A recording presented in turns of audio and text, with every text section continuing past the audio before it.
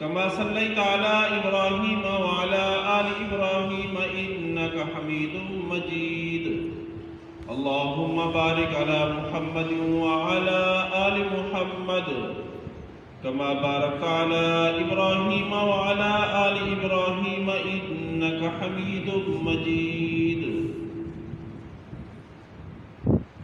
میرے واجب الاحترام دوستو بزرگوں،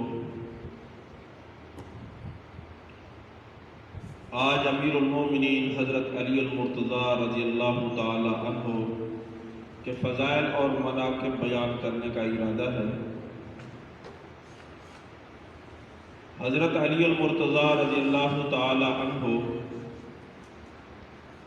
نبوت سے 10 سال پہلے، یعنی جب حضرت محمد مصطفیٰ صلی اللہ علیہ وسلم کی عمر مبارک 30 برس کی تھی،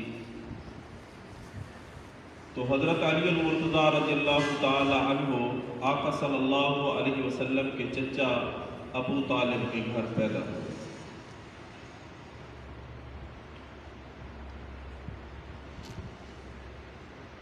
اور حضرت ابو طالب آقا صلی اللہ علیہ وسلم کے چچا بھی تھے، اور آقا صلی اللہ علیہ وسلم کے جد امجد حضرت عبد المطلب کے وفات پا جانے کے بعد آقا صلی اللہ علیہ وسلم کی کفالت بھی حضرت ابو طالب نے کی۔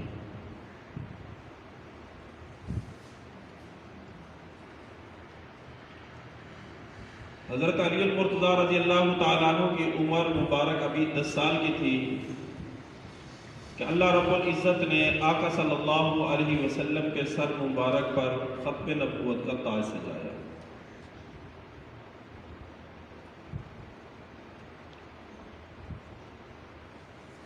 اور یہ وہ زمانہ ہے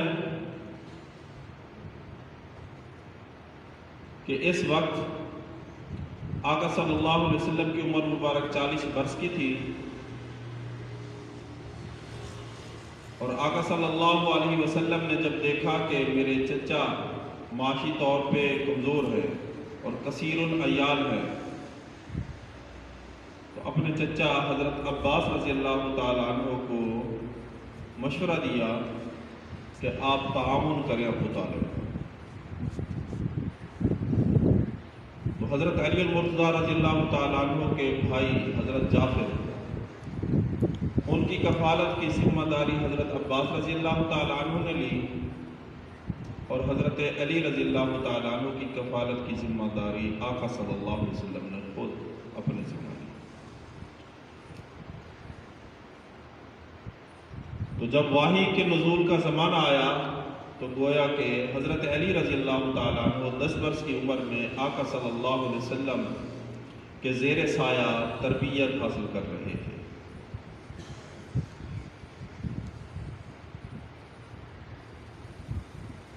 اچانک حضرت علی رضی اللہ تعالیٰ عنہ نے دیکھا کہ آقا صلی اللہ علیہ وسلم اور اما خدیجۃ الکبریٰ رضی اللہ تعالی عنہا عبادت کر رہے ہیں، کوئی نماز ادا کر رہے ہیں۔ تو حضرت علی رضی اللہ تعالی عنہ نے حیرانگی سے پوچھا کہ یہ آپ کیا عمل کر رہے تھے؟ تو آقا صلی اللہ علیہ وسلم نے دعوت دی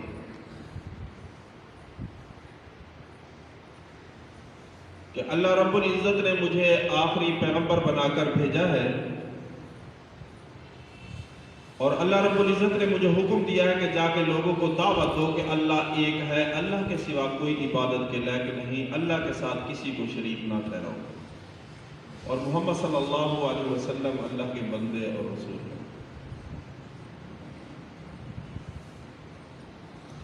تو حضرت علی رضی اللہ تعالیٰ عنہ کو جب دعوت دی تو حضرت علی رضی اللہ تعالیٰ عنہ نے عرض کیا کہ میں اپنے والد ماجد سے مشورہ کر کے پھر میں دعوت کو قبول کروں گا۔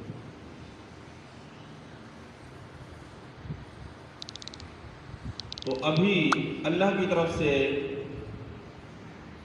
اعلانیہ دعوت کی اجازت نہیں تھی، تو آقا صلی اللہ علیہ وسلم نے ارشاد فرمایا کہ ابھی اپنے والد ماجد کو نہیں بتانا، تم خود ہی غور خوض کرو پھر جیسے آپ کے ذہن میں آئے۔ حضرت علی رضی اللہ تعالی عنہ نے سوچ و بچار کیا تو جلد ہی اگلے دن آقا صلی اللہ علیہ وسلم کی خدمت میں حاضر ہو کر کلمہ پڑھ کر اسلام کے اندر داخل ہو گئے۔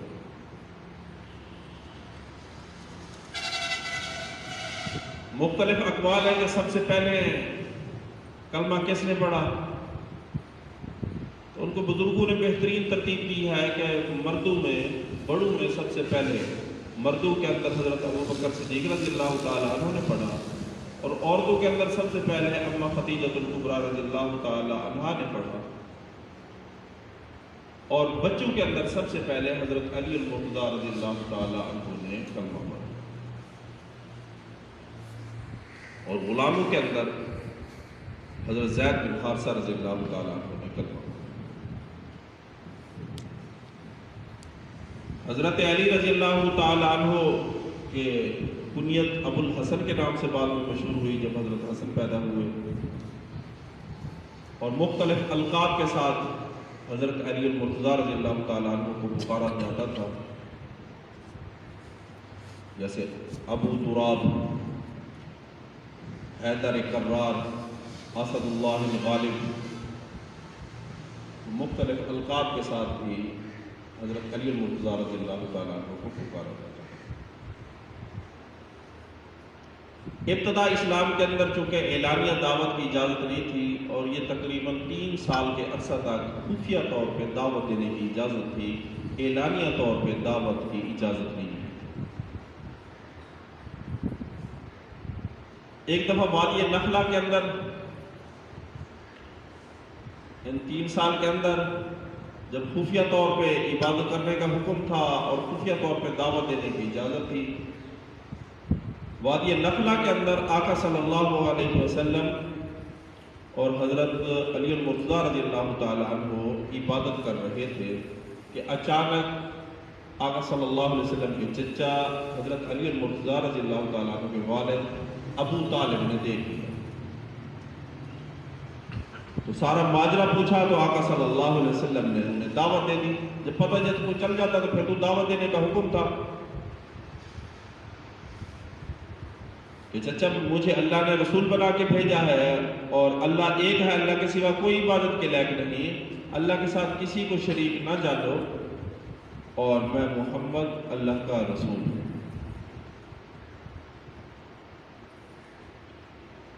حضرت ابو طالب نے معذرت کی لیکن اپنے بیٹے کو منع نہ کیا۔ اسلام میں خود داخل نہ ہوئے لیکن اپنے بیٹے کو منع نہ کیا،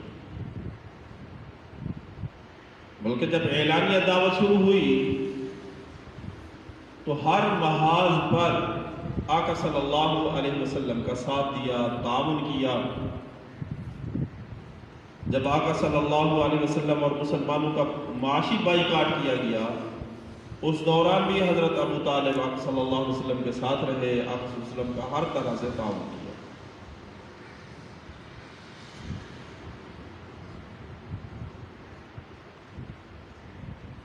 جب 3 سال ختم ہوئے، اب اللہ کی جانب سے حکم آیا وَأَنذِرْ عَشِيرَتَكَ الْأَقْرَبِينَ۔ آقا صلی اللہ علیہ وسلم کو حکم ہوا کہ اپنے قریبی رشتہ داروں کو ڈراؤ، انہیں دعوت دو۔ اب آقا صلی اللہ علیہ وسلم نے رشتہ داروں کو دعوت دی، اکٹھا کیا، جس کے اندر ابو لہب بھی تھا، ابو طالب بھی تھے، حضرت عباس، حضرت امیر حمزہ، باقی سارے رشتہ دار جمع تھے، لیکن کسی نے دعوت کو قبول نہ کیا۔ حضرت علی رضی اللہ تعالیٰ عنہ تو پہلے سے اسلام لا چکے تھے، پھر دوبارہ آقا صلی اللہ علیہ وسلم نے اپنے رشتہ داروں کی دعوت کی، اکرام کیا۔ حدیث پاک میں آتا ہے کہ بکرے کے پائے تیار کیے،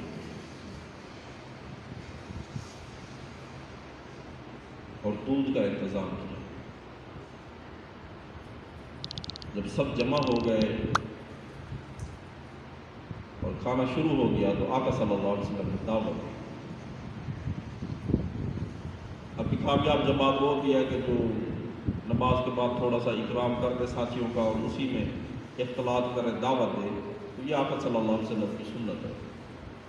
کوئی چنے بھنے، کوئی کھجور، یہ آقا صلی اللہ علیہ وسلم کی وہی سے سنت شروع ہوئی۔ رشتہ دار کھانے میں مصروف ہے، آقا صلی اللہ علیہ وسلم دعوت دے رہے ہیں۔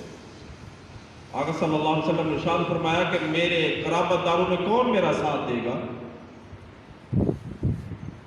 اور جو میرا ساتھ دے گا جنت کے اندر بڑی نعمتیں ہوں گی، دودھ کی نہر ہوگی، جنت کی نعمتیں گنوائی۔ سب کھا رہے ہیں لیکن چپ۔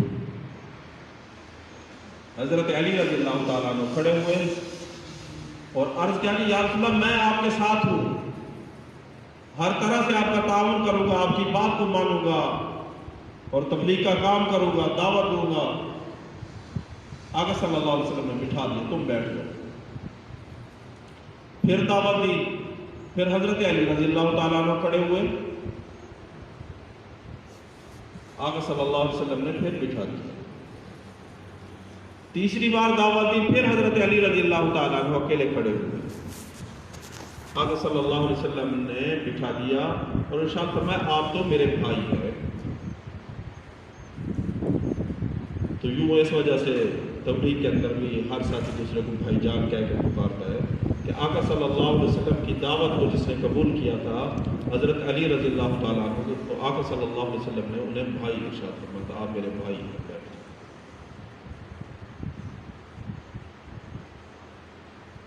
یہ مشکل زمانہ تھا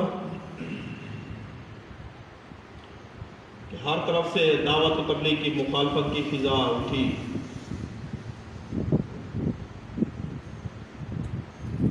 اور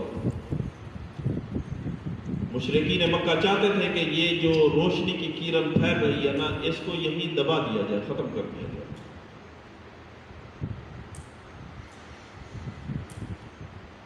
لیکن اللہ تعالیٰ کی مرضی یہ تھی کہ یہ جو نور نبوت کی روشنی پھیلی ہے یہ پوری دنیا کے اندر پھیل جائے اور قیامت تک کے لیے پھیل جائے۔ ہوتا تو وہی ہے جو اللہ تعالیٰ چاہتے ہیں۔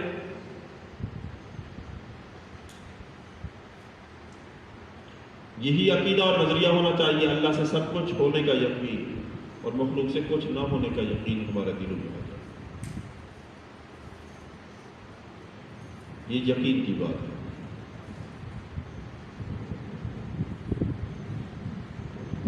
آخر ایک وقت یہ بھی آیا کہ مکہ کے حالات بہت زیادہ خراب ہو گئے۔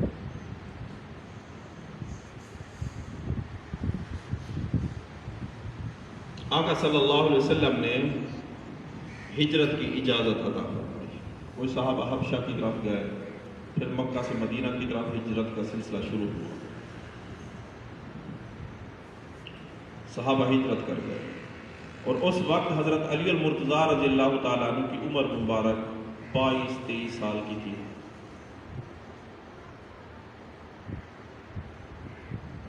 22-23 سال کی عمر کی آقا صلی اللہ علیہ وسلم نے بڑی ذمہ داری حضرت علی المرتضیٰ رضی اللہ تعالیٰ عنہ کے سپرد کی۔ تو جب مشرکین مکہ 100 لوگ تلواریں لے کر آقا صلی اللہ علیہ وسلم کی جان کے پیاسے بن چکے ہیں، پتہ ہے کہ اس بستر پہ وار کرنے والے ہیں، تو آقا صلی اللہ علیہ وسلم نے اپنے بستر پر حضرت علی المرتضیٰ رضی اللہ تعالیٰ عنہ کو سلایا، اور حضرت علی المرتضیٰ رضی اللہ تعالیٰ عنہ بے خوف و خطر اس بستر پہ سو گئے، اور بعد میں فرمایا کرتے تھے تو اتنی پیاری نیند مجھے کبھی نہیں ہے۔ ساری رات وہ پھرتے رہے، انتظار میں رہے، آقا صلی اللہ علیہ وسلم وہاں سے تشریف لے گئے، ان کی آنکھیں اندھی ہو گئی، کوئی نہ دیکھ سکا۔ جب صبح ہوئی پتہ چلا کہ یہ تو حضرت علی المرتضیٰ رضی اللہ تعالیٰ عنہ ہے، تو بہت نادم ہوئے، اور پھر آقا صلی اللہ علیہ وسلم کی علاج شروع کر دی۔ آقا صلی اللہ علیہ وسلم نے جو ذمہ داری دی تھی کہ یہ امانتیں دینی ہے، فلاں کو یہ امانت دینی ہے، یہ دینی ہے، 3-4 دن کے اندر حضرت علی المرتضیٰ رضی اللہ تعالیٰ عنہ نے وہ امانتیں کفار کے سپرد کی، اور پھر مدینہ کی طرف سفر شروع کیا۔ آقا صلی اللہ علیہ وسلم مدینہ پہنچ چکے تھے. حضرت علی المرتضیٰ رضی اللہ تعالیٰ عنہ مدینہ آئے. پھر آقا صلی اللہ علیہ وسلم کے دستے بازو بن کر خوب محنت کی، دین کی دعوت کا کام کیا.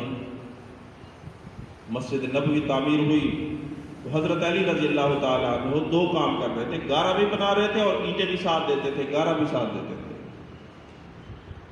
اور اس وقت فرما رہے تھے کہ جو اس غرد و غبار، مٹی کے غرد و غبار سے بچنے والا ہے اور جو اس غرد و غبار کو اپنے جسم پہ لگانے والا، دونوں برابر نہیں ہو سکتے.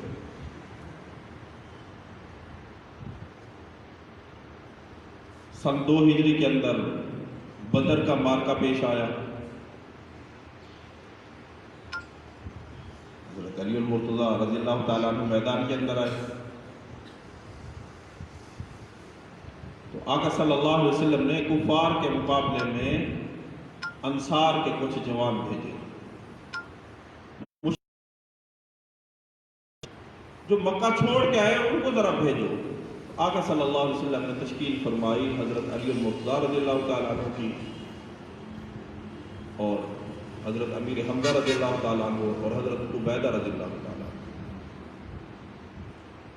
حضرت علی رضی اللہ تعالیٰ عنہ کا جو مقابلہ ہوا وہ ولید سے ہوا. اللہ نے ایمان کی طاقت بہت دے رکھی تھی. ایک ہی بار کے اندر ولید کو جہنم واصل کیا اور پھر عبیدہ کے حمایت کے لیے گئے. ان کے مقابلے میں شیبہ تھا، شیبہ کو بھی جہنم واصل کیا. یوں پھر انسان کی لڑائی ہوئی، اللہ تعالیٰ نے فتح عطا فرمائی.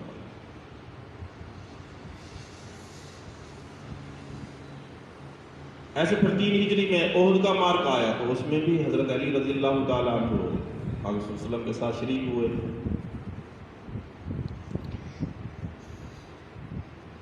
اور 4 ہجری کے اندر بنو نذیر کو جلا وطن کرنا تھا تو حضرت علی رضی اللہ تعالیٰ عنہ آگے آگے تھے. اور 5 کو غزوہ خندق پیش آیا. مدینہ کے گرد خندقیں وہ تقریباً 8 فٹ سے زیادہ چوڑی تھی اور 8 فٹ گہری خندق تھی.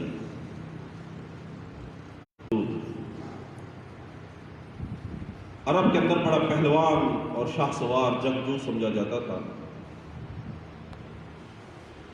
وہ 8 فٹ کی چھلانگ لگوا کر گھوڑے کو خندق کے اس طرف لے آنے میں کامیاب ہو گیا، خندق کو پار کر گیا. تو ادھر سے صحابہ کرام رضوان اللہ تعالیٰ علیہم اجمعین اس کے مقابلے میں گئے. اس نے پکارا کوئی ایک جوان آئے نا، ایک کے ساتھ ایک لڑے. تو حضرت علی المرتضیٰ رضی اللہ تعالیٰ عنہ آگے بڑھے. تو اتنا طاقتور تھا کہ اس کا گھوڑے سے اترنے کا سٹائل بڑا عجیب تھا کہ گھوڑے پہ بیٹھے ہوئے اس نے تلوار سے وار کیا، اپنے گھوڑے کی 4 ٹانگیں کاٹی. اب کسائی نا ایک پائے کو توڑنا ہو تو پتہ نہیں کتنا زور لگاتا ہے، تھوڑی پہ ٹوکے لگا گھوڑے کے اوپر بیٹھا ہے، ایک ہی وار کیا، اپنے گھوڑے کی 4 ٹانگیں کاٹی اور میدان. اور حضرت علی رضی اللہ تعالیٰ عنہ کو مخاطب ہو کے کہا کہ آپ مجھ پہ وار کریں گے یا میں کروں؟ حضرت علی رضی اللہ تعالیٰ عنہ شیر خدا نے فرمایا کہ تو پہلے وار کر. وہ اتنا طاقتور تھا کہ حضرت علی رضی اللہ تعالیٰ عنہ کے بائیں ہاتھ کے اندر ڈھال تھی. جب اس نے وار کیا تو حضرت علی رضی اللہ تعالیٰ عنہ نے وہ ڈھال اپنے سر کے اوپر کی تو وہ لوہے کی ڈھال بھی ٹوٹی اور سر پہ خود لوہے کی ٹوپی پہنی ہوئی تھی، وہ ٹوپی بھی ٹوٹی اور حضرت علی رضی اللہ تعالیٰ عنہ کے سر مبارک میں زخم ہوا. اب اس نے کہا تو وار کر. ادھر ایمان کی طاقت تھی. حضرت علی رضی اللہ تعالیٰ عنہ نے جب وار کیا تو اس نے اوپر ڈھال کی، ڈھال ٹوٹی، اس نے خود پہنی ہوئی تھی اور پورا لباس پہنا ہوا تھا لوہے کا، تو وہ خود بھی ٹوٹی اور جسم کے 2 حصے ہو گئے اس لباس سمیت.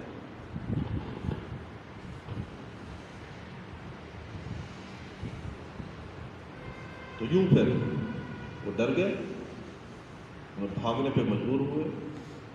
گرچہ کئی دن تک وہ ٹھہرے رہے خطبوں کے باہر، لیکن ہمت نہ ہوئی۔ اگر سن 6 ہجری کے اندر صلح حدیبیہ کا واقعہ پیش آیا۔ اب معاہدہ لکھنے والے حضرت علی رضی اللہ تعالیٰ عنہ، حضرت علی رضی اللہ تعالیٰ عنہ نے معاہدے کے اندر لکھا جاتا ہے نا، فلاں کی جانب سے فلاں ادھر لکھا کہ حاضہ کتاب محمد رسول اللہ، یہ خط محمد رسول اللہ کا۔ اب مشرکین اکڑ گئے کہ یہ رسول اللہ ہم اگر مان لیتے تو لڑائی کس بات کی تھی، تم لکھو محمد بن عبداللہ۔ آقا صلی اللہ علیہ وسلم نے ارشاد فرمایا اسے میٹ دو۔ حضرت علی کہتے ہیں میں رسول اللہ اسی پہ تو ایمان لایا اور میں اسی کو میٹ دوں، میں کو نہیں میٹ۔ آقا صلی اللہ علیہ وسلم نے خود وہ رسول اللہ کو میٹا، پھر یوں ہوا تھا۔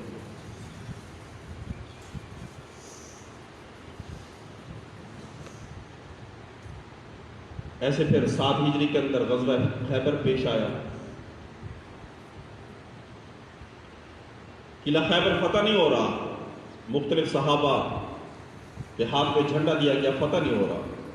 آقا صلی اللہ علیہ وسلم نے ارشاد فرمایا کل میں ایسے نوجوان کے ہاتھ میں جھنڈا عطا کروں گا کہ اللہ تعالیٰ اس کے ہاتھ سے خیبر کو فتح فرما دے گا۔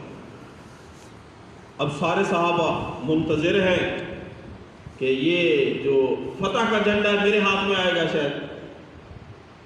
جب صبح ہوئی تو آقا صلی اللہ علیہ وسلم نے وہ جھنڈا حضرت علی المرتضیٰ رضی اللہ تعالیٰ عنہ کے ہاتھ میں دیا۔ اس وقت حضرت علی رضی اللہ تعالیٰ عنہ چشم اشوب کے عارضہ میں تھے، انہیں آنکھ میں تکلیف تھی۔ آقا صلی اللہ علیہ وسلم نے اپنا لعاب مبارک آنکھوں پہ لگایا، آنکھیں ٹھیک ہو گئی، اور یوں اللہ تعالیٰ نے خیبر کو حضرت علی رضی اللہ تعالیٰ عنہ کے ہاتھ سے فتح کر دیا۔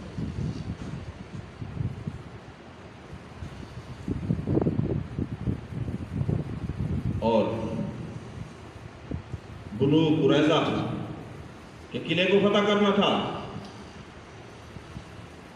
تو آقا صلی اللہ علیہ وسلم نے فرمایا کہ جاؤ عصر کی نماز ادھر پڑھنی ہے۔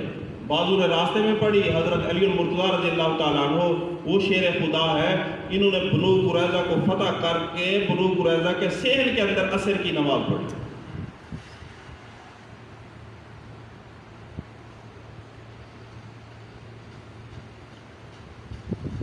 اب 8 ہجری ہوئی، فتح مکہ کا موقع آیا،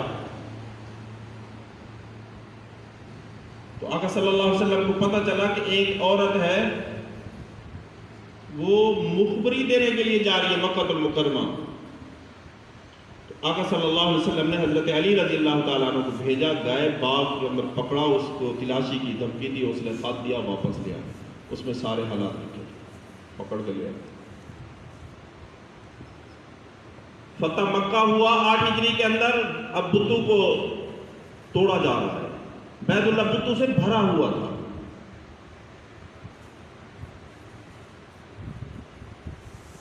اب ایک بڑا بت تھا جس کے اندر وہ لوہے کی سیخیں تھی، ذرا ٹوٹنا مشکل تھا، اور اونچا بت تھا۔ آقا صلی اللہ علیہ وسلم نے ارشاد فرمایا اے علی میں تیرے کندھوں پہ چڑھتا ہوں، اس کو ذرا توڑتے ہیں۔ آقا صلی اللہ علیہ وسلم حضرت علی کے کندھوں پہ چڑھے، حضرت علی نبوت کا بوجھ نہ اٹھا سکے۔ آقا صلی اللہ علیہ وسلم نے ارشاد فرمایا اے علی میرے کندھوں پہ سوار ہو جا۔ تو جیسے حسن اور حسین آقا صلی اللہ علیہ وسلم کے کندھوں پہ سوار ہوئے، حضرت علی رضی اللہ تعالیٰ عنہ آقا صلی اللہ علیہ وسلم کے کندھوں پہ سوار ہو کے اس بت کو توڑا۔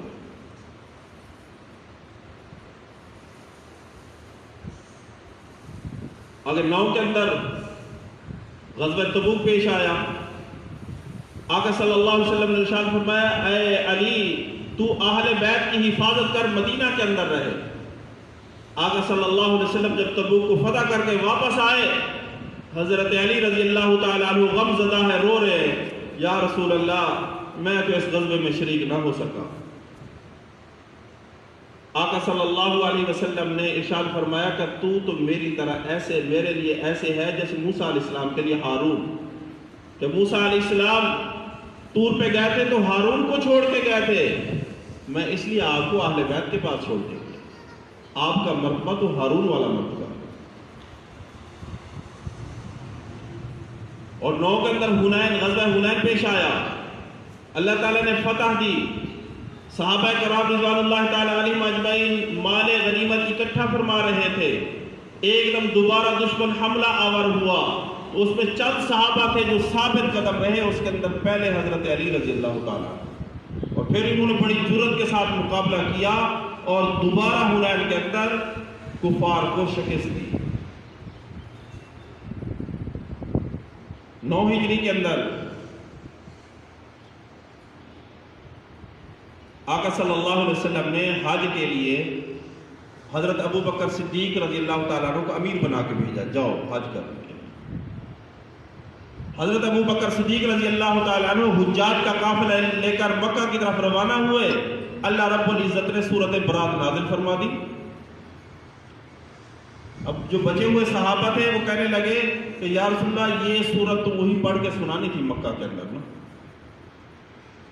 آقا صلی اللہ علیہ وسلم نے ارشاد فرمایا کہ یہ کام علی رضی اللہ تعالیٰ عنہ کریں گے۔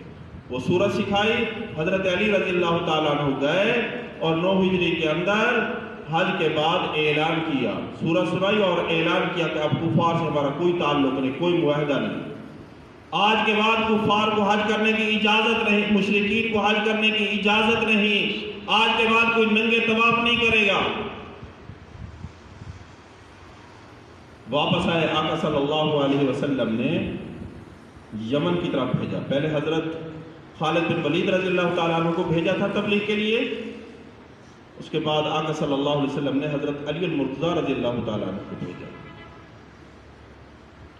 جو کئی مہینوں کے اندر حضرت خالد ولید رضی اللہ تعالیٰ عنہ کام نہ کر سکے، چند دنوں کے اندر ان کی دعوت پہ لوگ اسلام کے اندر داخل ہو گئے۔ 10 ہجری کے اندر آقا صلی اللہ علیہ وسلم حجۃ الوداع آخری حج ادا کرنے کے لیے تشریف لائے، تو حضرت علی رضی اللہ تعالیٰ عنہ بھی اس حج کے اندر شریک ہوئے، وہ یمن سے آئے۔ 11 ہجری کے اندر جب آقا صلی اللہ علیہ وسلم اس دنیا سے پردہ فرمانے لگے تو یہ گھر کے فرد تھے، تو آقا صلی اللہ علیہ وسلم کی تیمارداری کا موقع بھی ملا، آقا صلی اللہ علیہ وسلم کو غسل دینے کا موقع بھی حضرت علی رضی اللہ تعالیٰ عنہ کو ملا، کفن اور دفن کا انتظام بھی حضرت علی رضی اللہ تعالیٰ عنہ کو کیا۔ اس کے بعد حضرت ابو بکر صدیق رضی اللہ تعالیٰ عنہ خلیفہ بنے، اس کے بعد حضرت عمر فاروق رضی اللہ تعالیٰ عنہ خلیفہ بنے، اس کے بعد حضرت عثمان غنی رضی اللہ تعالیٰ عنہ خلیفہ بنے، چوتھے نمبر پر باری آئی حضرت علی المرتضیٰ رضی اللہ تعالیٰ عنہ۔ 25 سال خلفائے ثلاثہ کی بیعت میں رہے، حضرت ابو بکر صدیق رضی اللہ تعالیٰ عنہ کے ہاتھ میں بیعت کی، حضرت عمر فاروق، حضرت عثمان غنی رضی اللہ تعالیٰ عنہ سب کے ہاتھ میں بیعت کی، ان کے پیچھے نمازیں پڑھی، تعاون کیا۔ حضرت عمر فاروق رضی اللہ تعالیٰ عنہ فرمایا کرتے تھے لولا علی لہلک عمر، اگر علی نہ ہوتا عمر ہلاک ہو جاتا، بڑے بڑے جو فیصلے ہوتے تو وہ حضرت علی رضی اللہ تعالیٰ عنہ سے کرایا کرتے تھے۔ قاضی کے عہدے پہ فیض رکھا، آپس کے اندر بڑا پیار محبت، حتیٰ کہ حضرت علی المرتضیٰ رضی اللہ تعالیٰ عنہ نے اپنی بیٹی جو حضرت فاطمہ سے تھی ام کلثوم، اس کا نکاح بھی خلیفہ ثانی حضرت عمر فاروق رضی اللہ تعالیٰ عنہ سے کیا۔ یہ ساری پیار کی باتیں ہیں۔ 25 سال ان کے پیچھے نمازیں پڑھی، 25 سال، اس کے بعد خلافت سنبھالی، اللہ نے بڑا کام لیا۔ تو اب جو صحابہ کے ساتھ اتنا بڑا عرصہ ہے کہ 33 سال اپنی عمر کے آقا صلی اللہ علیہ وسلم کی تربیت میں رہے، 25 سال خلفائے ثلاثہ کے ساتھ رہے۔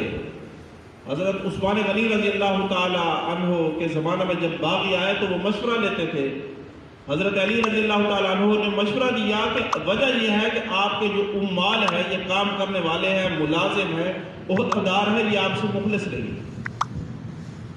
اور آپ نرم دل ہیں، ان پہ سختی نہیں کرتے، وہ جیلی خطوط لکھ دیتے ہیں، آپ کی طرف سے منسوخ کر دیتے ہیں، اس وجہ سے یہ افراتفری ہو رہی ہے۔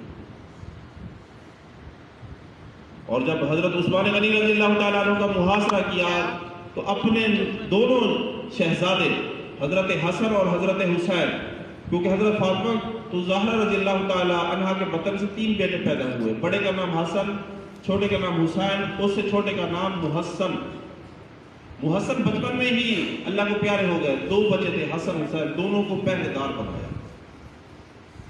حضرت علی رضی اللہ تعالیٰ عنہ کا یہ اتنا بڑا زمانہ، 25 سال کا ان کے ساتھ محبت پیار، لیکن آج ایک بندہ اٹھے اور کہے کہ حضرت علی رضی اللہ تعالیٰ عنہ اہل بیت میں سے ہے اور صحابہ پہ تبرہ کرے، گالی دے، یہ انسانیت کے خلاف ہے۔ اللہ تعالیٰ ہم سب کو سمجھ عطا فرمائے۔ ہم صحابہ کو بھی حق پہ مانتے ہیں، اہل بیت کو حق پہ مانتے ہیں، دونوں سے محبت کرنا ہمارے ایمان کا حصہ ہے۔ جیسے ان کا زمانہ گزرا، اللہ تعالیٰ ہم کو اہل بیت اور صحابہ سے سچی محبت نصیب فرمائے۔ وآخر دعوانا